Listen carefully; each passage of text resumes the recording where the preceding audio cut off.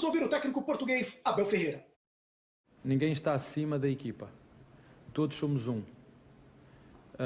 A nossa força está no jogo coletivo. Dependemos de todos os jogadores e não dependemos de um individualmente. E acho que isso é bem evidente pela forma que eles se entregam, jogando 5, jogando 10 minutos, jogando 45, jogando uma equipa, jogando outra, em função das várias baixas que vamos tendo. Quem entra e tem agarrado essa oportunidade.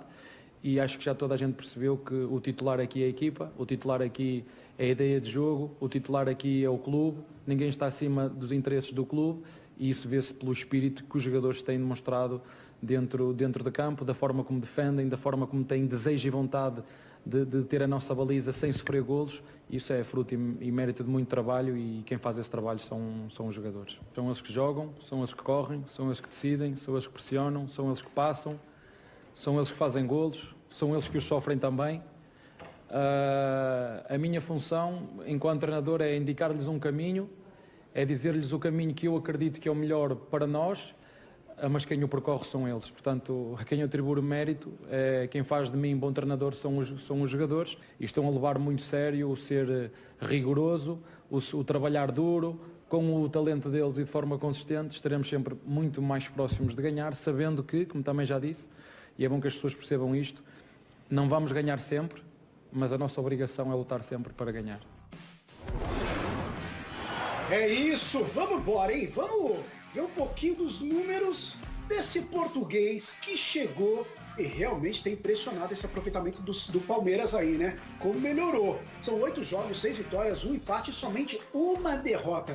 E olha só que interessante o aproveitamento, 79,2%. São 15 gols marcados e 4 gols sofridos do Palmeiras com o seu novo comandante, Abel Ferreira. E a pergunta para vocês, senhores, é muito simples.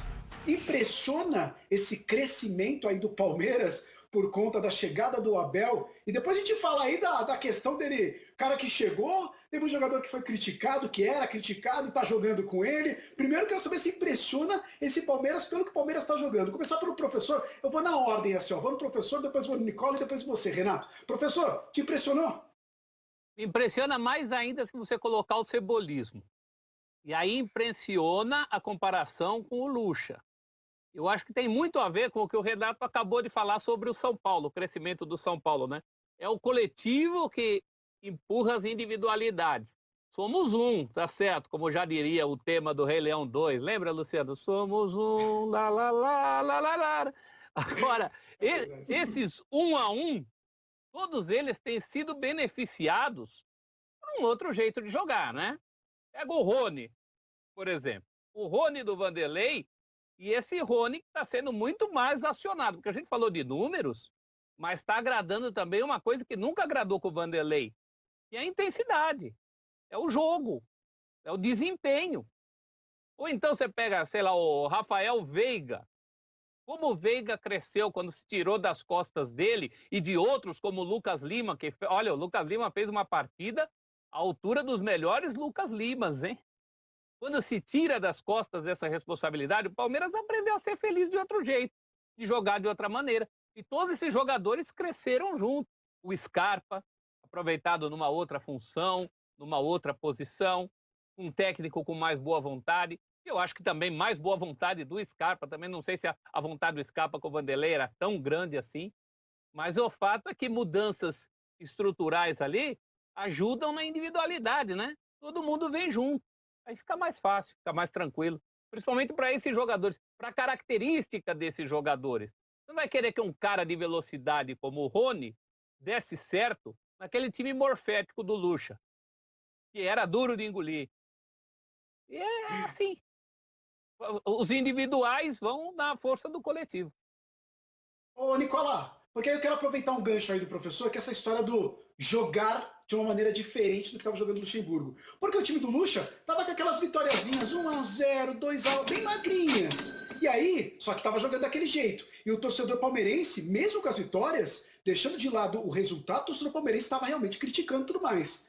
Mas agora esse jogar bem, mesmo que os números estejam aí também, jogar bem faz totalmente a diferença para o torcedor palmeirense, que agora parece que está mais satisfeito, porque o resultado está aí, mas está jogando bem também, né? Luciano, o trabalho do Abel Ferreira tem me encantado bastante, cara. Bem acima das expectativas. Ele foi bem minimalista no discurso, né? Ele foi bem pé no chão. Ele tirou o mérito dele, e ele tem muito mérito. Porque a questão nem é tanto o resultado. O Palmeiras com o Lucha também tinha resultado, só não tinha desempenho. E o Luxemburgo, como vários outros técnicos do Palmeiras, não conseguiu extrair dos jogadores o máximo. O que a gente ouvia de quase todos os técnicos que passavam pelo Palmeiras é que tinha muito jogador no Palmeiras acomodado em cima de contratos longos e de salários altos. Pois isso com o Abel acabou. Você vê jogador dando sangue, correndo, brigando, disputando. Tem agora uma questão em relação a titulares, quem vai ser titular, quem vai ser reserva. O que a gente vê o Scarpa jogando hoje, um mês atrás, parece que é outro jogador. O Rafael Veiga melhorou demais, o Rony é outro.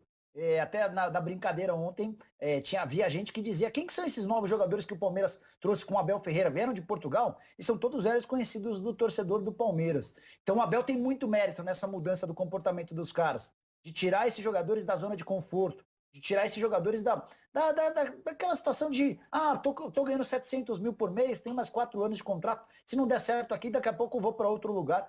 E o Abel conseguiu colocar na cabeça dos caras que eles precisavam mudar o comportamento, mudar o discurso, mudar a forma de encarar as coisas.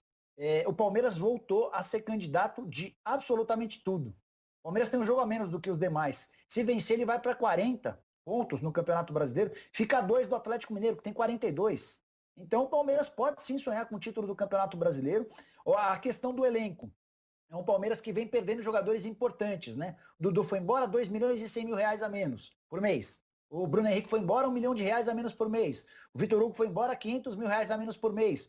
O Diogo Barbosa foi embora, 300 mil reais a menos por mês. E aí você pode colocar nessa conta o Ramires, que rescindiu seu contrato nessa semana, mais 1 milhão de reais de economia por mês. Aí você fala, mas o elenco piorou, né? Não piorou, porque os meninos da base subiram e subiram muito bem.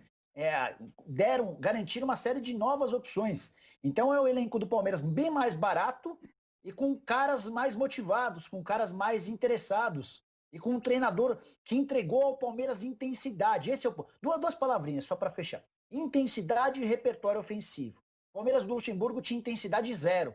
Era um time modorrento, que cansava de assistir aos jogos.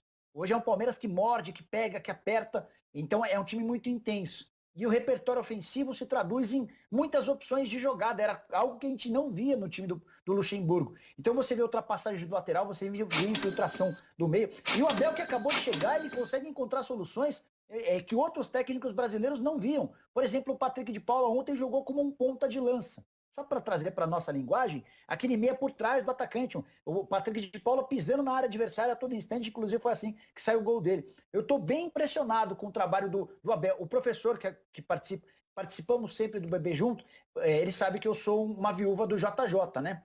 Tô quase, viu, professor, trocando essa viúva. Trocando um já pelo outro. Pelo Abel.